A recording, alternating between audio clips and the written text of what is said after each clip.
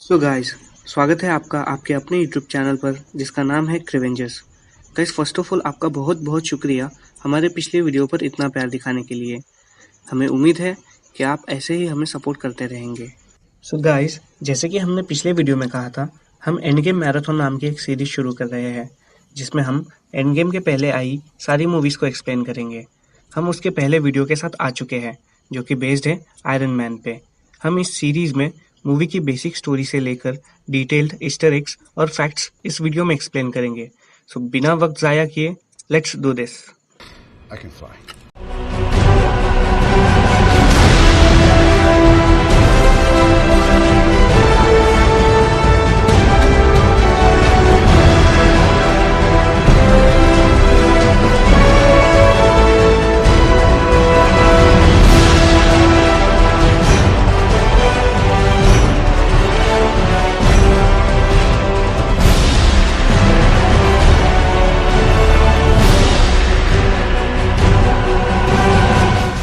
Iron man basically MCU की first standalone movie है जिसकी अगर कास्ट की बात की जाए तो हमें आयरन मैन के रोल में दिखे Robert Downey junior, paper pots के रोल में दिखे ग्वाइनेथ पैल्ट्रो, हैप्पी होगन या कहे टोनी के बॉडीगार्ड के रोल में दिखे खुद डायरेक्टर जॉन फेवरो, टोनी के best friend colonel James Rhodes का रोल किया टेरेंस हॉवर्ड्स ने, और मूवी का मेन विलन था ओबेडाई स्टेन या कहा जाए आयरन मॉन्गर।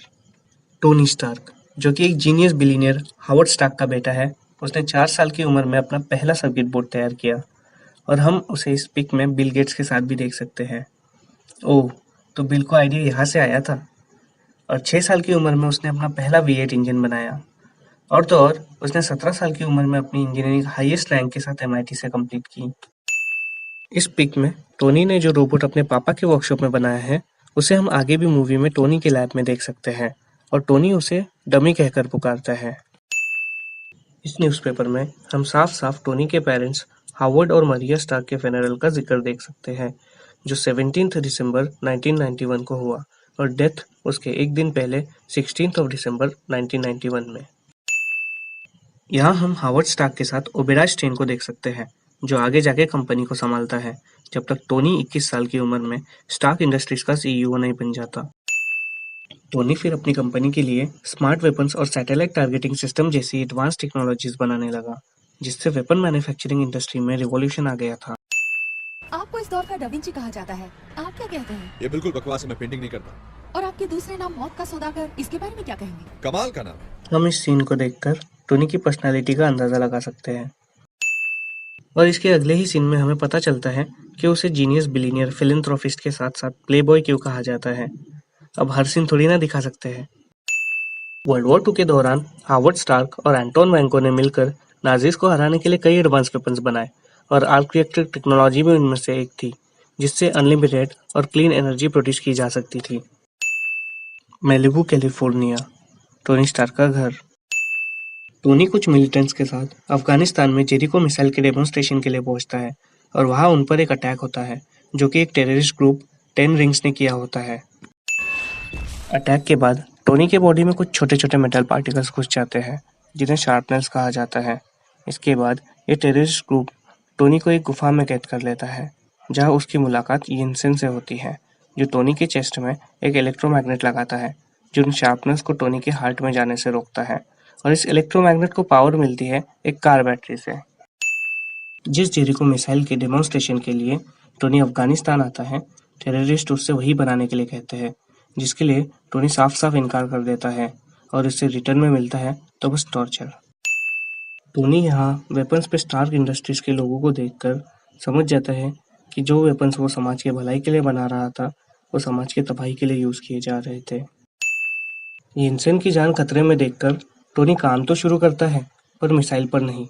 टोनी कार की बैटरी को रिप्लेस करने के लिए वही बड़े आर्क रिएक्टर का छोटा भाई बनाता है जो स्टार्क इंडस्ट्रीज में होता है। इस आर्क रिएक्टर में वो 1.6 ग्राम्स पैलेडियम मटेरियल का यूज करता है जो उसे सैंपल के तौर पर मिले जेरिको मिसाइल से मिलता है। ये छोटा आर्क रिएक्टर 3 गीगाबाइट्स पर सेकेंड जितनी एनर्जी प्रोड्यूस कर सकता है जो कि टोनी के हार्ट को 50 लाइफ टाइम्स और मार्क 1 को 15 मिनट्स तक रन कर सकता है। मतलब छोटा पैकेट और बड़ा धमाका। सच में ये सीन देखकर इंजीनियर होने पे गर्व महसूस होता है। यिनसेन टोनी को बचाने के लिए अपनी जान दे देता है टोनी को इससे इंस्पिरेशन मिलती है अपनी लाइफ फिर से नए सिरे से स्टार्ट करने के लिए। मार्क 1 की मदद से टोनी सारे वेपन्स और टेररिस्ट को जला देता है। टोनी वहां से निकलता है, पर ये आर्क रिएक्टर उड़ने के लिए एफिशिएंट नहीं होता। उसके बाद रेगिस्तान पे सुपर हीरो लैंडिंग और 3 महीने गुफा में रहने के बाद हमारा टोनी वापस आ जाता है। यहाँ हमें दिखता है एजेंट फिल कोल्सन, जिसका फ्यूचर मूवीज और टीवी सीरीज दोनों में बड़ा रोल है। फिल एक शील्ड एजेंट है और शील्ड का मतलब है strategic homeland intervention enforcement and logistics division. वापस आते ही टोनी सबसे पहले स्टार्क इंडस्ट्रीज का वेपन मैन्युफैक्चरिंग डिवीजन बंद करता है। ओबेडाय को ये बात बिल्कुल पसंद नहीं आती। फिर टोनी उसे कहता है कि उसके पापा ने जो आर्क रिएक्टर बनाया उस पे काम करके हम क्लीन एनर्जी बेच सकते हैं। ओबेडाय उस पर कहता है कि वो आर्क रिएक्टर कॉस्ट इफेक्टिव नहीं है। टोनी उसे दिखाता है कि कैसे उसके चेस्ट पर लगे छोटे से आर्क रिएक्टर से वो इतनी सारी एनर्जी हासिल कर पाया। टोनी अपने पुराने आर्क रिएक्टर को नए से रिप्लेस कर देता है, जिससे उसे स्पीड बूस्ट मिलता है और वो उड़ने के लिए भी इफेक्टिव होता है। टोनी पेपर से पुराने आर्क रिएक्टर को डिस्ट्रॉय करने को कहता है, जो कि वो नहीं करती। Nice decision paper. टोनी अब मार्क 2 पर काम शुरू कर देता है और वहां 10 रिंग्स को मार्क 1 के स्पेयर्स मिल जाते हैं। मार्क 2 को टोनी का आर्टिफिशियल इंटेलिजेंस सिस्टम जार्विस चलाता है, जिसे टोनी अपने बटलर के नाम पे रखता है, जो उसे बचपन में पेरेंट्स के एब्सेंस में संभालता था। मार्क 2 जो क्रोम्ड टाइटेनियम स्टील अलॉय से बना होता है, एक प्रोटोटाइप होता है जिसे टोनी ने नए आर्क रिएक्टर के साथ उड़ने की कंपैटिबिलिटी चेक करने के लिए बनाया होता है। टोनी यहाँ पर SR-71 या कहा जाए ब्लैकबर्ड के हाइट का रिकॉर्ड तोड़ने की कोशिश करता है। ब्लैकबर्ड ये कॉमिक्स में एक्समैन का जेट होता है, जिसे एक्समैन और डेडपुल की सारी मूवीज में भी देखा जा सकता है। मार्क 2 इस हाइट पर आकर जम जाता है, जिसके बाद वो इस प्रॉब्लम को सॉल्व करने के लिए मार्क 3 बनाता है, जिसमें वो कोल्ड टाइटेनियम अलॉय का यूज करता है, जिस पर सिरेमिक प्लेटिंग होती है और ये आउटर स्पेस सैटेलाइट में यूज होता है। मार्क 3 पर वो अपनी कार की ही तरह गोल्ड और रेड कलर करता है। पेपर टोनी को उसका हार्ट वापस दे देती है। ये सीन देखकर तो मुझे रोना ही आ गया। क्रिस्टीन एवरहार्ट टोनी को बताती है कि उसके वेपन्स अभी भी गुलमीरा में 10 रिंग्स के पास पहुंच रहे हैं। टोनी को पता चलता है कि ओबेडाय ही वो आस्तीन का सांप है जो उन टेररिस्ट को वेपन सप्लाई कर रहा था, और उसी ने टोनी को मारने की सुपारी दी थी ताकि कंपनी पूरी तरह से उसके अंडर में आ जाए। मार्क 3 अब कंप्लीट हो जाता है और अपना टोनी उड़कर गुलमीरा पहुंच जाता है और वो वहां के टेररिस्ट कैंप्स और वेपन्स डिस्ट्रॉय कर देता है।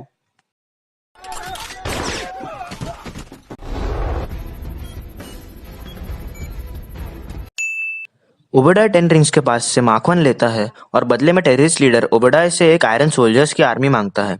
नहीं, मतलब औकात से ज्यादा मांगोगे तो मरोगे ही ना। टोनी पेपर को ओबेडाय के कंप्यूटर हैक करने भेजता है ताकि उसे पता चल सके कि उसके हथियार कहाँ सप्लाई हुए हैं और वो उन्हें डिस्ट्रॉय कर सके। पेपर को यहाँ ओबेडाय का पूरा सच पता चलता है और वो कुल्सन और बाकी 4 शील्ड एजेंट्स के साथ उसी जगह जाती है जहाँ बड़ा आर्क रिएक्टर लोकेटेड होता है।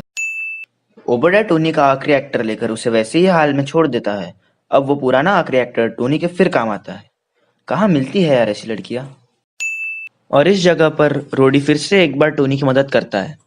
रोडी मार्क 2 को देखकर कहता है नेक्स्ट टाइम। जेम्स रोड्स का नेक्स्ट टाइम तो आया, पर उस एक्टर का नहीं। इसे कहते हैं iron monger. May be iron Hulk भी अच्छा नाम था। और यहीं पर फाइनल फाइट की शुरुआत होती है।